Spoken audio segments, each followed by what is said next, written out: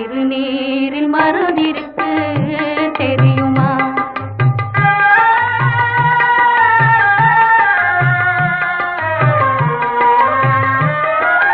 அருள் மணக்கும் ஐயனின் திருமருந்து, அருள் மணக்கும் ஐயனின் திருமருந்து நல்ல